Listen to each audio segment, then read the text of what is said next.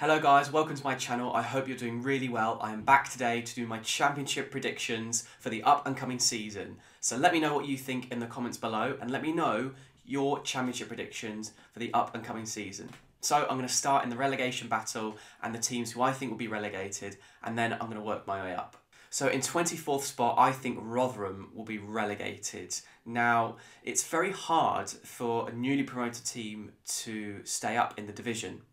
And with Rotherham, looking at their squad, I just don't think they've made enough quality championship additions. Now granted, I'm filming this at the end of July and the transfer window doesn't end until the beginning of September. So Rotherham still have enough time to add to their squad. I just think right now they haven't made any significant additions, and they've lost the likes of Michael Smith and Michael Ehekwe, both to Sheffield Wednesday. So Rotherham, a yo-yo team in terms of going up and going back down from League One to the Championship. I think they will be relegated back to League One. Another newly promoted team who I think will be relegated are Wigan. Now, it's quite a mini miracle almost, in a way, that they're even in the Championship, because 2 seasons ago they entered administration and they almost went bust, but Liam Richardson managed to keep Wigan up in League One, and then the following season they won the league. So it's amazing that they're even in the Championship. But similar to Rotherham, looking at the signings they've made, I just don't think for now they've made enough quality Championship signings. So I think both Wigan and Rotherham will be relegated. The other team who I think will be relegated are Reading. Now, Reading are the team that I actually support. And looking at the signings they've made, I don't think Reading have made enough significant additions. But more alarmingly, looking at the outgoings, Reading have lost John Swift, Josh Lawrence, and Andy Rinomhota, all on free transfers to different Championship rivals. That's basically Reading's 3 best midfielders all left. So I'm not convinced by the squad. I'm not convinced by Paul Ince as manager. I hope he proves me wrong, but I'm not sure he will. I think Reading will struggle massively this season, and I think they'll get relegated. Another team who I think will have a bad season, but I think will stay up, are Blues, Birmingham City. Now, they've got a lot of issues off the pitch with their owners, and there's actually kind of questions as to whether, like, who their owners actually are. It's kind of up in the air. So Birmingham have got a lot of issues on and off the pitch, and in terms of their playing squad, I think they're very poor defensively. Losing Pedestin on a free transfer to FC Cologne is a big loss for them. So I think Blues will struggle massively. I just think Reading are worse, so Blues will probably stay up. Now, I said earlier that it's quite hard for a newly promoted side to stay up, but I think Sunderland will manage to do it. Now, I'm putting them in 20th spot, and other people might actually put them higher up. I think for Sunderland, what will constitute as a good season will just be them consolidating their place in the Championship and staying up. And I think they will stay up relatively comfortably, maybe just not as high as some other fans might think they will finish. So I think Sunderland will finish in 20th spot. I know Hull have new owners and they've spent a lot of money this transfer window. I just think it will take time for their squad to gel, and I can see them starting the season quite poorly, but then getting better as it goes on.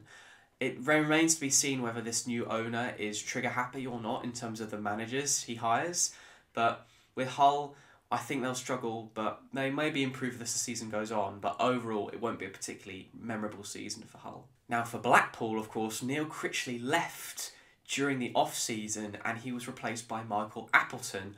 I think he's a really good manager, but having said that, Blackpool's squad hasn't really improved so far, and with Michael Appleton, I think he can get a lot out of the squad, but Blackpool did so well last season for a newly promoted side, so I think they'll just perform slightly worse than they did last season, finishing 18th instead of 16th last season, or maybe even higher. For Preston, they have continuity in the fact that Ryan Lowe is still their manager. However, similar to Blackpool, they haven't really made any significant additions, and they've got rid of the likes of Scott Sinclair and also Bayliss as well. And they've kind of replaced them with Robbie Brady, who I think is kind of a little bit past it. And also losing Everson, who's gone back to Leicester, I think is a big blow for them. But they still have Emil Rees up front, who's a very good Championship striker. I just don't think Preston will do as well as maybe they did last season. Now, Bristol City are very bad defensively last season, but going forward they were very good, and I think that will continue somewhat. I think Semenyo is going to have a very good season, and I actually wouldn't be surprised if he was nominated for Young Player of the Season towards the end of the season, if he stays injury-free, of course. But Bristol City have made some decent signings, particularly Kane Wilson from Forest Green Rovers. I'm just not convinced by Nigel Pearson as a manager. So I think they're going to finish around about bottom half of the Championship, which I think from their point of view will be a disappointment. Now, Cardiff City have made so many signings already. It seemed like they made about 10 signings even by June, and they released a lot of senior players towards the back end of last season. And along with the fact that Cardiff have a lot of young, exciting players from their academy, I think Cardiff are going to start the season quite badly. It's going to take time for their squad to gel, but I think they're going to improve as the season goes on. So I've only got them 15th, but they could finish higher than that because they've got a lot of exciting, young, talented players from their academy, and they've made a lot of signings. So I think naturally it will take time for that Cardiff squad to gel. And Steve Morrison is still quite an inexperienced manager, and he basically used the last 5 games of last season to experiment with different players and different formations. So I think Cardiff will do okay, but it might take time for them to really get going this season. Now, I've got Coventry 14th, and that's relatively low because they've still kept their best players in the likes of Gyökeres, Gustav Hamer and Callum O'Hare and Matt Godden, and they've still got their influential manager in Mark Robbins. But they haven't made any significant signings apart from Casey Palmer, and I can imagine one of their better players leaving in this window or perhaps January. And I think in football, if you stand still for too long, then you will move behind and fall back. And I think if Coventry don't make any significant signings, I can see them falling back and maybe being around 8th, 9th and 10th for some of the season, but then falling short towards the end of the season, similar to what QPR and Blackburn did last season. So I think Coventry, don't get me wrong, I wouldn't be surprised if they finish higher than 14th, but I could see them ending the season quite badly. Now for Blackburn, I think there's going to be somewhat of a hangover from Tony Mowbray departing. You know, he was at Blackburn for 5 seasons, which is a really long time now in modern football, and you have influential captain and centre-back Darren Lenihan leaving for arch rivals Middlesbrough. And you've still got Ben Brereton Diaz and Sam Gallagher at the club, which is significant. But Blackburn basically have made no signings pretty much. And I think with Tony Mowbray leaving, like I said, I think it's going to take time for Blackburn to really get going this season. So on to the top half of the Championship table. I think Millwall finished 12th. Now, I think they're quite an underrated team somewhat in the Championship. For a team with such a low budget, they actually perform quite well. I just think losing Jed Wallace, who's such a significant player for Millwall, both on and off the pitch, losing him to West Brom is really significant. Even though Millwall have made a couple of really good signings, particularly George Honeyman, I don't think Millwall will perform as well as they did last season. And I also think that the teams coming down from the Premier League are stronger than the teams that got relegated the previous season. So I can see Millwall struggling somewhat to finish in the top 8, 9, 10. I think QPR will finish 11th in the Championship this season, and I did disagree with Mark Warburton leaving at the end of last season, but for all intents and purposes, Michael Beale is actually a really excellent coach. But you look at the signings that QPR have made so far, and yes, I say it again, it's still very early days in terms of the transfer window, but QPR haven't signed anyone that significant really, and they've lost the likes of Andre Gray and Charlie Austin and Johan Barbe on free transfers. But QPR, I think they'll do okay and they'll have a somewhat good season. Hopefully, from their point of view, they can keep Michael Beale because actually he's apparently meant to be quite an exciting up-and-coming manager. But QPR, maybe they'll flirt with the playoffs somewhat, but I don't think they'll reach near or close to the playoffs. For Huddersfield, of course, they narrowly missed out on promotion last season, losing to Nottingham Forest in the playoff final, and both Toffolo and O'Brien, significant players for Huddersfield, both went to Nottingham Forest for only £10 million. That's quite poor business from Huddersfield. And they've also lost Carlos Corberán in the off-season, replacing him with Danny Schofield.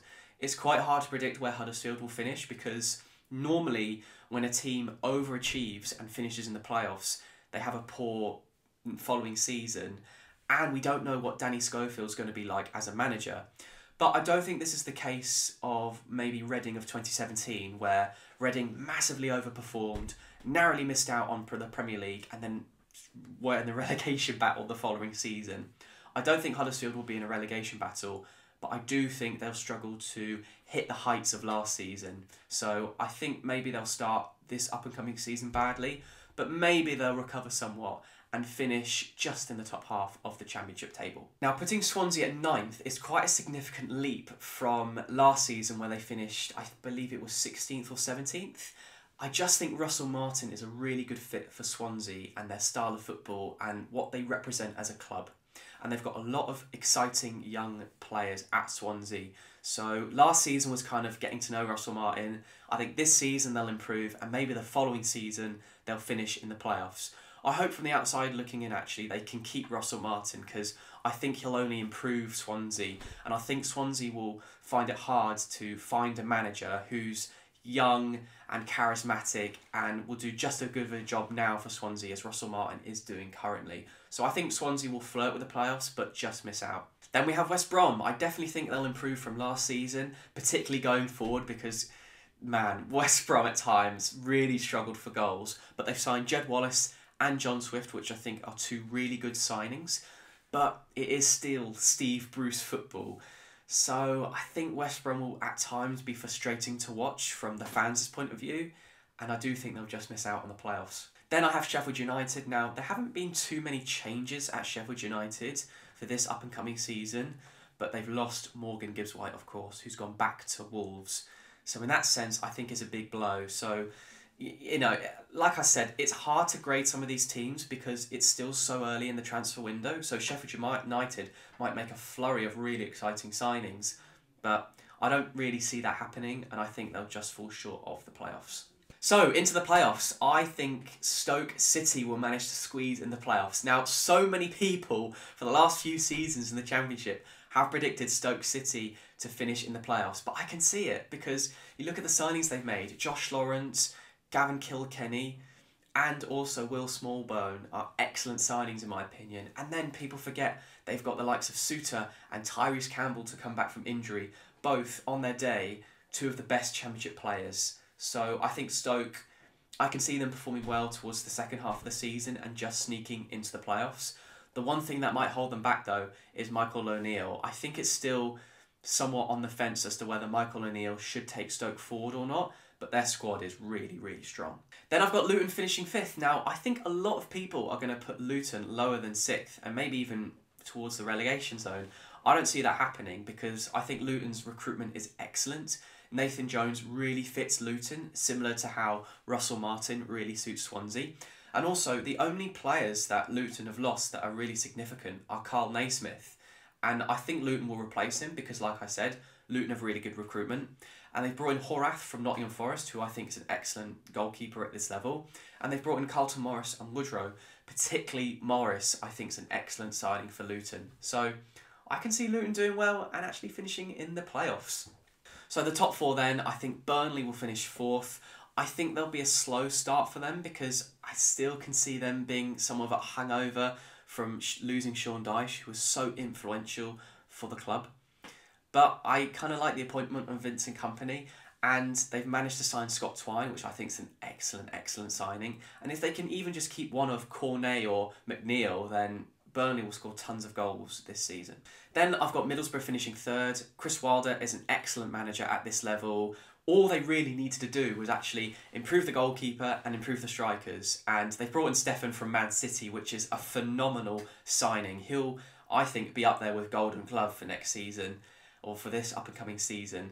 And then in terms of strikers, that's the only position that Borough need to improve. And I have a feeling they will make a couple of really good signings in terms of strikers, and then in January they might do the same. So I can definitely see Borough pushing for promotion and at the very least finishing in the playoffs. Then finally for the top 2, it's a little bit boring, but I've got Watford and Norwich finishing in the top 2 and Norwich to win the league.